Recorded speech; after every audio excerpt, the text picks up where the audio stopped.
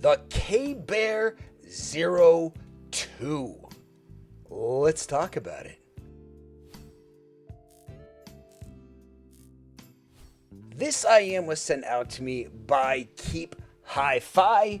All thoughts and opinions are my own. This is a single dynamic driver, single bone conductor driver IM that costs about $40. Let's take a moment and start off this review by looking at the build quality of this lovely IM. The shell on this IM is interesting. It is a bone conductor driver, meaning that it kind of resonates when you hit it, and it's kind of unique in its flare and shape. There's a lot of great things about this IM, like the bass impact feels really visceral, but it's also kind of unique. The faceplate of this is really nice. I like the purple. I like the nozzle. It feels good in hand. But you can kind of tell, like when you touch it, it kind of resonates like ping, and that's kind of part of the problem with this guy. It is vented. It is a flat 2-pin cable connector, but other than that, overall, it's a really solid, strong IM. I have no fault with the shell, and it's part of the design of this IM. Visible right and left connectors, easy to see, nice little cable. Chin slider does work and stays in place. It's a non-branded Y split. I like this cable. It feels good in hand. It's not super exciting, but it's not bad either. And it terminates in a 3.5 connection. There is no case, but there are 3 sets of tips for those that want them. This is a very fair amount of tips, but no case, but I don't really think that's a big deal at this price. This IM is interesting. A lot of the bone conductor driver IMs that I've had have been just fully bad. This has a nice tonality, and when it hits, it's a very nice sounding IM. It just really resonates, and I think for its price, it's very unique in the market. That I don't think there's a lot of IMs like this that do a bone conductor driver with this nice of a graph and this nice of a tonality. So in some ways I really like this, and I think this is better than a lot of the bone conductor driver IEMs that I've tried, but in some ways I think it's just kind of mid and kind of bad. Nice, strong, impactful bass. The mids are clean and flat and detailed and nice, and the upper air and extension's not bad. The problem is that you get this resonating, vibrating frequency that sounds really bad on certain tracks and terrible for spoken words. This is not something you'd want to listen to a review on or do something like that. Spoken word, podcasts, movies probably are going to come across weird, but music, strangely, on this guy is awesome. So depending on your uses, if it's just free music, I really like this set. If it's an overall set, kind of weird, kind of different, kind of unique, but a fun experience. Let's look at some graphs and kind of talk about the sound a little bit more. All right, let's look at the frequency response of the Kbear KB02. You'll notice it kind of has this weird dip. This is a very common thing in a lot of bone conductor driver IEMs. It fits the curve quite well with really nice mids and bass. Sub bass and mid bass to me are really quite nice, and bass on this is very good for the price, actually, and you'll see that in my rating section. It does have a little bit of upper air presence, but oftentimes people say you want to have the bass and the mids match. I kind of like a little bit of an L signature, but it depends.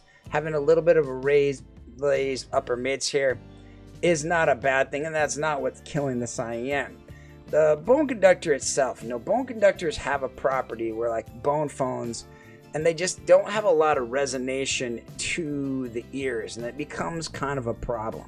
So I'm going to compare this to quite a plethora of IEMs.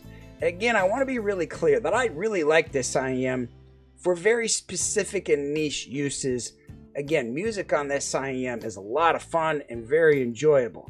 So I think for certain people that maybe only buy, maybe 1 or 2 sets a year, I think this could be a really great winner. If you're a one and done kind of person, you're looking for like one set, you're one and only, I think there's cheaper options, and we'll talk about some of those later as well. Now, the first one we're going to compare this to is the Campfire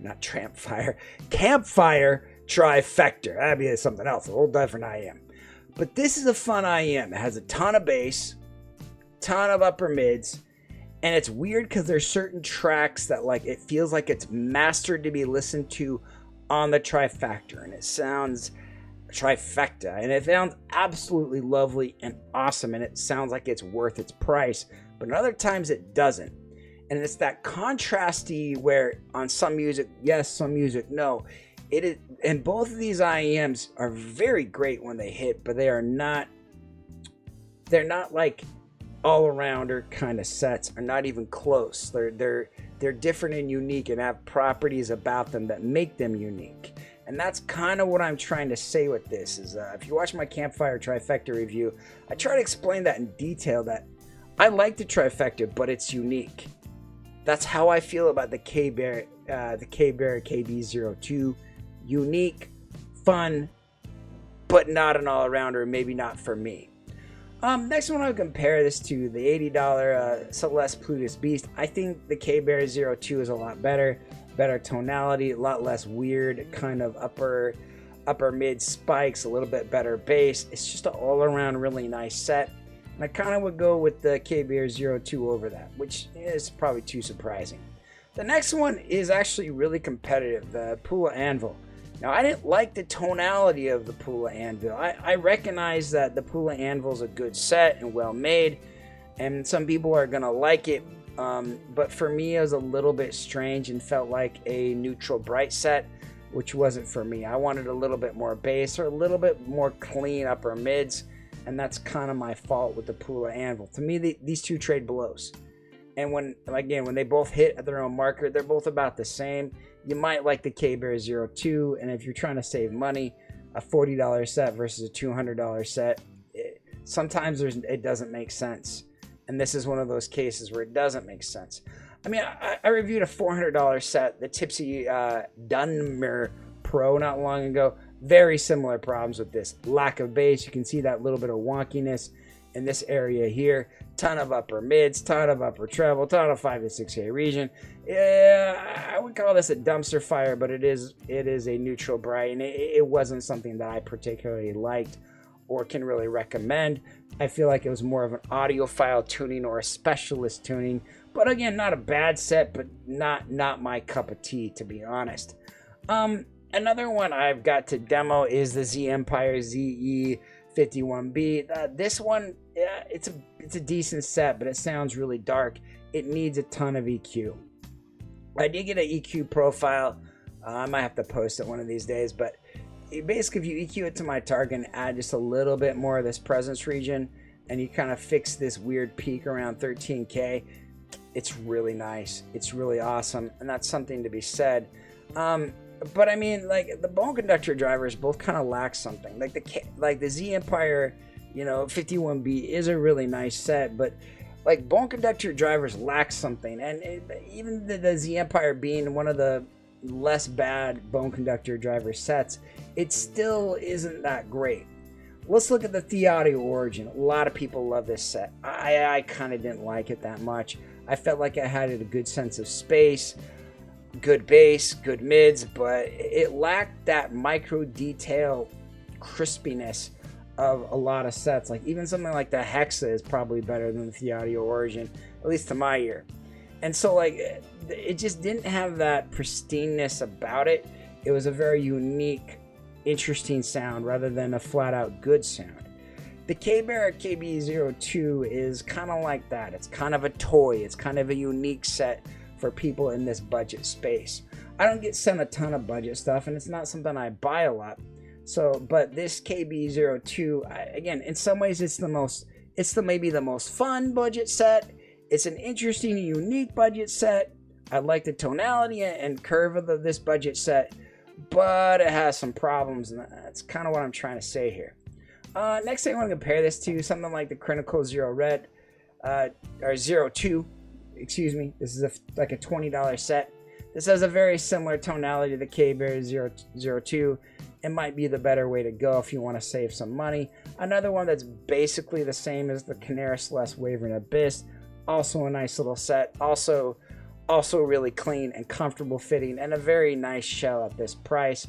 A little bit cheaper if you're just looking for a neutral set. Again, Kbear KB02 fun set, not a good set. All right, the Kbear KB02, let's rank it up. Again, not bad. Decent base, solid 9 for base, great impactful base, and when this thing hits, it's a really great value. But its mids and highs aren't super impressive, despite they just don't have that clarity and detail that I would expect even at a $40 IEM. You're gonna get better value at a lot of stuff, like maybe even the Tantium Bunny would be a better deal, and you can even get a lot of quite nice $50-ish sets for that price. I mean, like right around that price, like Truth Dare Red, Truth Dare Blue, stuff like that can kind of come into play that might really work for people. So, I mean, you know, its mids and highs aren't great, but you look like something like the imaging of this set is, like I said, not very good. The note weight of this set is bassy and impactful and fantastic. Its soundstage is nice, and again, when it hits, sometimes it sounds really, really good, and it feels like a better set. But those micro details, the imaging, it's kind of horrible, and it feels like you're ping-ponging in some kind of weird gym, and it's just not a great experience overall. But when you hear it, you might really like it, and it might jump up to an A or even an A- or somewhere around there. Like, it might be a lot better for you, depending. So it gets a very, very cautious recommendation, but I do think it has a place in people's library. All right, the Kbear 02, nice overall set, beautiful, decent packaging, decent cable, a lot of accessories and tips, and it has a bone conductor at a reasonable price with a good tonality. For those people that haven't really listened to a bone conductor IEM, it's not really that much. I mean, they do have a lot of other ones that I could have talked about, but I tried to keep my comparisons kind of short and kind of poignant when I could. And this guy is a nice set. Again, when it hits its pitch, it's fantastic. When it doesn't, it's going to drive you crazy. You're going to want to smash it. So that's kind of my hot take on this guy. Kind of an awesome set, kind of super annoying. And when it doesn't hit and that reverb hits in the wrong way, some things are going to sound a little bit strange in the worst way possible. And so that's kind of what I'm trying to clearly articulate with this. But I would encourage those that are interested in this set to try it because of its unique nature. I haven't seen any reviews of this. I really think some people are really going to like this, and I don't think they're wrong. But I do think it's highly, highly unique. Thanks for watching my video. I appreciate it. I hope you guys have a great day, and hopefully we'll see you again on channel in the future. Bye-bye.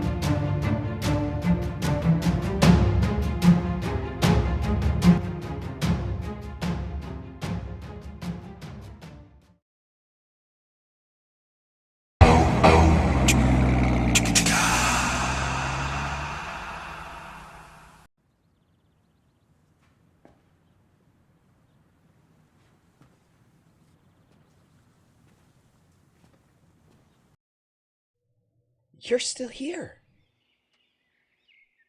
It's over. Go home.